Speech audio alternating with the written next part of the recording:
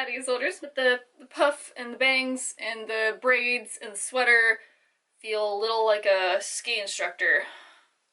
But I mean, is that a bad thing? And, as many people may not believe, the only thing better than one Raven Skull is two Raven Skulls. I am very tired, I'm over-sugared, I'm a little hungover still from Christmas, it's dark outside, and then I feel like right now is the perfect time to film my favorite books of 2019 video. I read a lot of books at the end of this decade, like a lot, and this was the year that I finally actually went to Goodreads and started using it for its intended purpose, so I tracked all the books that I read this year, and I finished my challenge fairly early on, so like, good for me. Because I read so many books, I read some really great ones, I read some not really great ones, so these are my favorite books that I read this year in 2019, and I guess that goes nicely into this nice little disclaimer over here. If you don't see your favorite book on this list for some reason, know that I hate it and I hate you. No, I'm kidding. I read a lot of books this year, but I did not read all the books. Alas, that goal continues to elude me. So not only did I not read all of them, I only read some things. Like, there is a contemporary on this list that I enjoyed this year, so,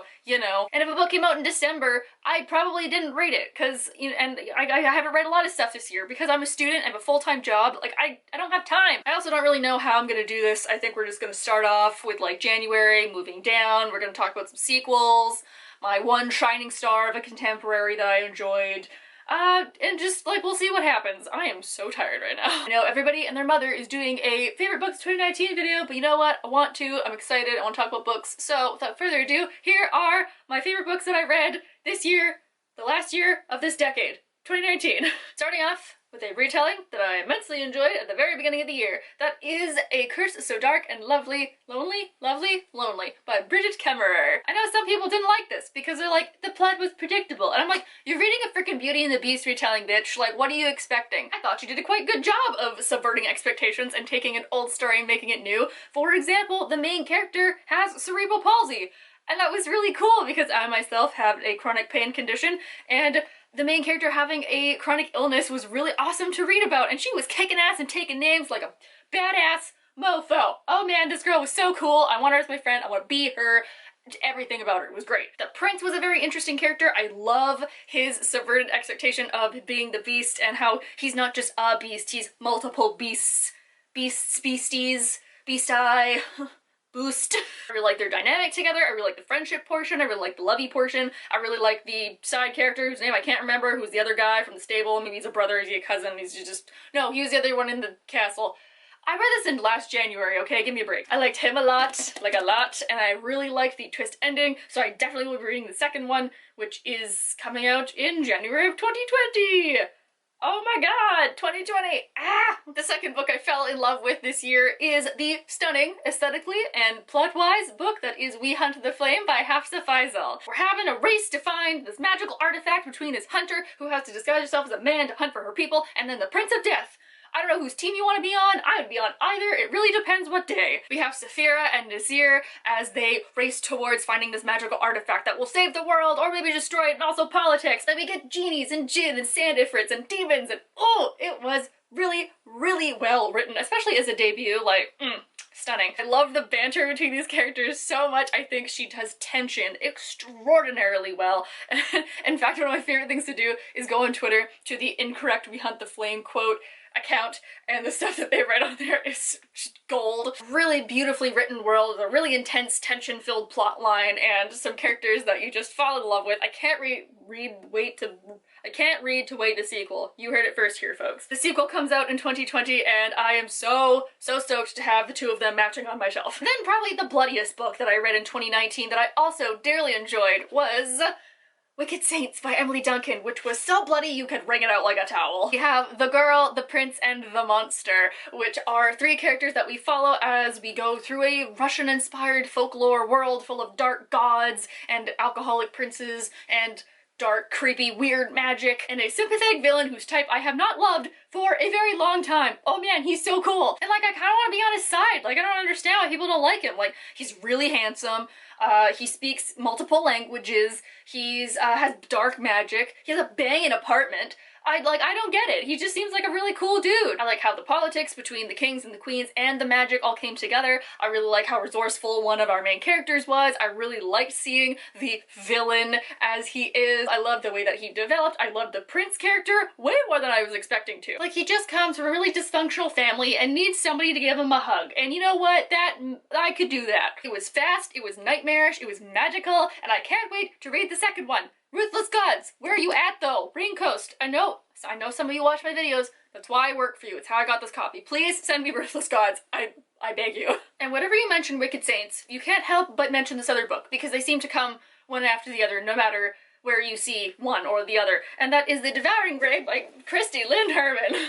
Oh, good save. Like, if you say something is similar to the Raven Boys, I'm gonna want it. 4 old families that all have sort of powers, and they're all keeping this monster called the Grey at bay. But to get to the Grey, you go to a different dimension. And now the Grey's breaking out magic things. And, oh, people are dying left, right, and center, and one girl doesn't have an arm. Not only did this have this creepy, eerie, kind of shivery, magic-y feeling about it, which I loved. I especially liked how it showed the 4 families and the children of those 4 families and kind of their knowledge of their responsibility, but also wanting to be more than that, but also feeling this really deep connection to their roots and their family's magic. Main character was like, a little bit boring, just like, but like the rest of it completely made up for it.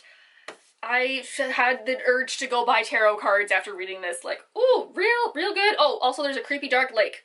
And I hate lakes, so this really, that was like what cinched it for me, is like, this book's creepy, but in a good way. Alright, I feel like now is a good time to throw in the token contemporary novel that I liked this year.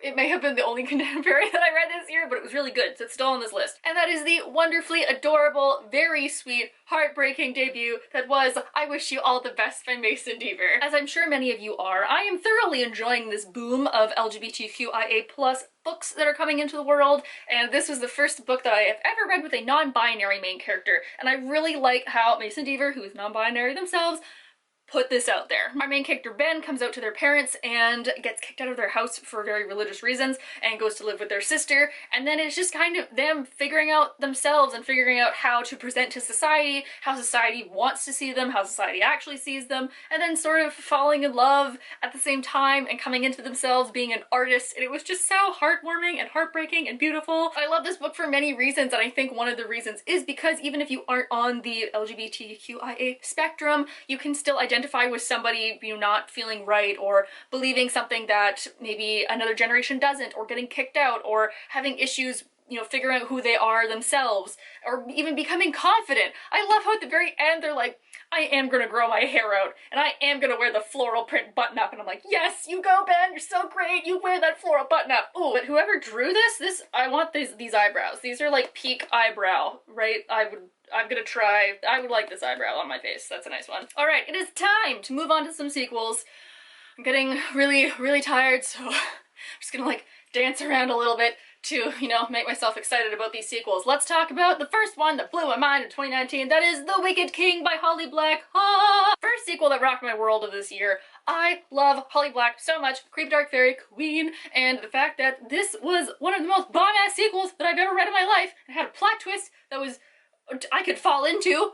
Oh my god, I don't think I threw this book, but I came very close. The first of this series being The Cruel Prince. We go to fairyland where we follow 2 sisters who are mortal in this fairy world, and kind of them trapezing a fairy court as they have grown older, and politics, of course, with fairies, and then like dark fairy magic, and this one prince who has a tail and is really mean, but we love him anyway, it's okay. We spend the majority of this book underwater, so it's like Aquaman, except Jason Momoa is not there, and we're getting a lot more betrayals. I've actually never watched Aquaman, so I don't know if that's true or not. Now, Wicked King is on this list, but Queen of Nothing is not, because I really enjoyed Wicked King more than I liked Queen of Nothing. The second sequel to talk about is very different than Wicked King, because this is a bombed out, blasted, Chernobyl-esque type of apocalyptica. I'm talking, of course, about Deviant by Jay Kristoff, the sequel to Lifelike. Jay Kristoff is one of the Eldritch gods funneled down into a human form whose only purpose is to write really banging books, I swear to God. Lifelike is a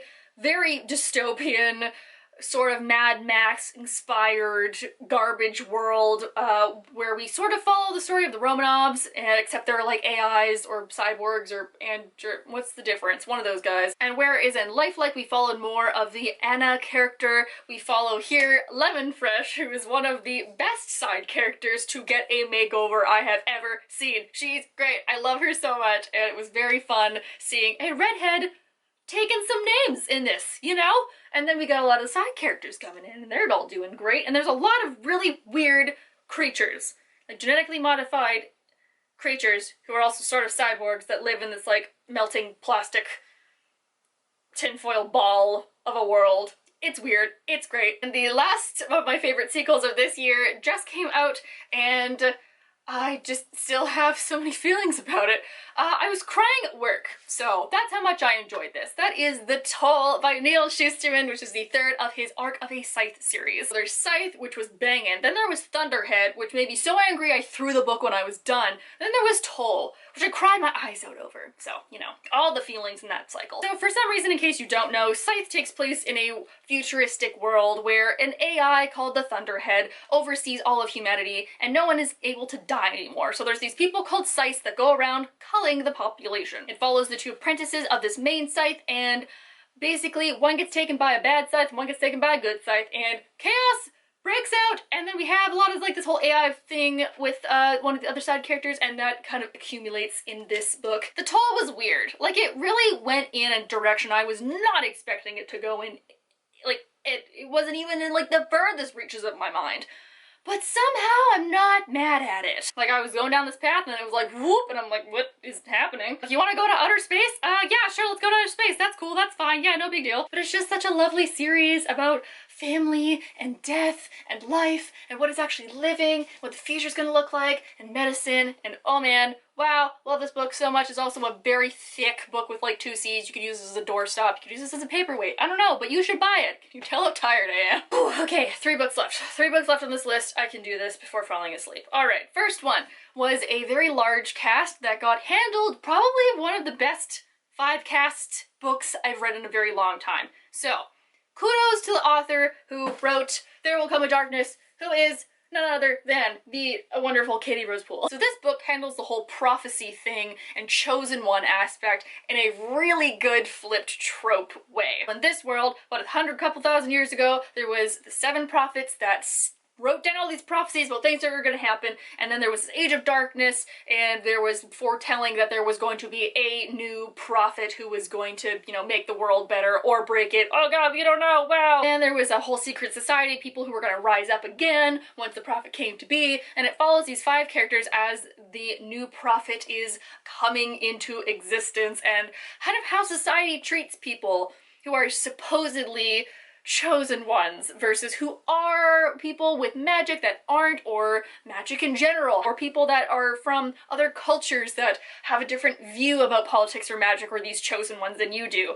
This was really fast-paced, great use of world building, really good use of character development. Love how they all somehow intertwined at one point or another. And of course, when prophecies start happening, you never know what is true and what's not, and if prophecies are even true. And I love the way that Katie Rose Poole really kind of like twisted the reader around, because you're not really sure what to expect and like how am I being lied to? Am I being lied to? Earned itself a place on this list, which I was not expecting to until I was kind of going back and I was like, damn, it's a really good book. Is this on my list? It's not. Well, it is now. Second to last, I am appropriately dressed for with some lovely raven skulls. We are going to talk about The Merciful Crow by Margaret Owens. Y'all, people who dress as birds with teeth magic. I'm sure if I described anything else like that to somebody, you probably would think I'm crazy, but this was such a good book. I love Fi so much. I love this whole bird case system. They're not actually birds. They're just like named after birds. And I have a thing about teeth magic. I don't know why, it just fascinates me, and I love raven skulls, and here we follow somebody who is a crow who's kind of at like the lower end of society, but they have to dispose of the dead. And this is the only plot hole that I'm wondering. Okay, so all the other castes of bird people look down upon crows, and they like spit on them and like try and kill them and stuff. And I'm like, guys, they're the only people who can dispose of the dead that have a plague, like the plague doctor mask, hence, you know, the crows. Why are you trying to get rid of them? Why are you being mean to them. They should be like the most revered case. I'm sure there is a reason in here that tells me why, but I don't remember it, so I'm gonna argue that point. We have Fi, who is the daughter of a crow chieftain, and they accidentally smuggle out a prince and his bodyguard, as you do casually. Chaos ensues. We have princes and we have magic, we have teeth magic, we have lots of blood. Oh man, there's more blood in here than I remembered. It's the details that make this world so good and so compelling, especially with the crows, with their rituals, with the way that they speak to each other, the way they name their children, the way that each of the castes interact, the way that the prince looks on the world. I love those small details, and that's what made the ending of this so bombastic, because it was a good ending, but it's made so much better over the fact that you know those little tiny, intricate, intimate details. Ooh, I cannot say better things about this book. Also, it's really gorgeous inside because, like, okay, we got case and then we got crows, and I want this as a tattoo on my body somewhere. Like, look at that! Like, look, that is beautiful! Okay, one more, Rachel. Lastly, is the book that snuck in last minute. I wasn't thinking that this was gonna be on my list. And then I just read this at the very beginning of December. So, onwards and upwards, I need to talk about The Guinevere Deception by Kiersten White. So this is the first Kiersten White novel I have read in probably over a decade, and I thoroughly enjoyed myself. I love me some King Arthur. I know I've said that about like every single genre that I'm talking about today, but I do. It's so fascinating. And this is a great take on the legend of King Arthur with Guinevere and Mordred and Lancelot, and I really like not only going back to explore that world in a kind of YA depth, but also getting to know those characters a little bit better. And in this particular circumstance, Guinevere is not actually Guinevere. Don't tell anyone I told you. She is a fairy changeling that is Merlin's daughter, or is she? We don't know. And she is a bit of a magic creature herself, protecting Arthur against new magic of the Lady of the Lake and the Dark Fairy Queen that he supposedly defeated. Or did he? Wow, questions. I'm throwing off my own white balance by moving around so much. Okay. I couldn't stop reading this book because the way that it let out detail kept you so engaged and hooked, and every time I'd be like, I think I can put it down now, it would just be like this little extra reveal that I was like, oh god, no, never mind, I gotta keep going. And I really, really enjoyed the different types of love and connection that was talked about in this, because you would think that it's gonna be this typical love story, will they, won't they, oh no, we're being kept apart because of magic, but it wasn't like that, and I just love that the amount of connection, be it family, be it romantic, be it things that you know maybe you shouldn't want, but you can't help it. So I'm really glad that I picked this up on a bit of a whim and just kind of snuck it in at the end of 2019 there. Now, I think that's it with the list. Some honorable mentions I may include in this. Talk about, let's see, Wilder Girls right there. We have Call Down the Hawk. On that shelf over there, we have Only Ashes Remain. You know, there was multiple. Spin the Dawn, I think that's up there somewhere too. I had a good time reading this year, and there were so many that I liked but didn't love the way that I did with my list that I just read off. I also know that there were many books on this list that maybe people really did like that are not on here, even though they were very popular or made the New York Times or whatever it was, but they were just not for me. And these were also only my favorite YA books of the year. If you want a whole other video about favorite not YA adult, there's a word for that, Rachel. If you want another video of my favorite regular fiction or regular fantasy, adult fantasy books of the year, let me know, because I read a lot and there were some really, really good ones on that list. But as, you know, the channel, we're keeping it mostly YA, and that's mostly what I read. A lot of stuff happened this year when you look back on it. A lot of stuff happened this decade. Oh my lord. And you know what? A lot of stuff is gonna happen in 2020 as well. Starting with the fact that, you won't see me with this hair for longer than this video, so that's gonna be a fun change to ring the new decade in. Please leave down below if you have any books that you really, really enjoyed this year, or if you also, you know, want to fangirl about some of this stuff, if you agree, if you disagree, leave anything down below. Leave a New Year's resolution down below. I have not made any, because I was like, I'll think about it later. And now it's the new year, so I know that eating less Oreos is not going on that list, but finishing Priory of the Orange Tree by Samantha Shannon 100% is. You know where to click to like the video, you know where to click to subscribe. I hope you guys are having a nice day wherever you are, and I will see you all next week and next year. I hope you all have a happy holidays. Bye!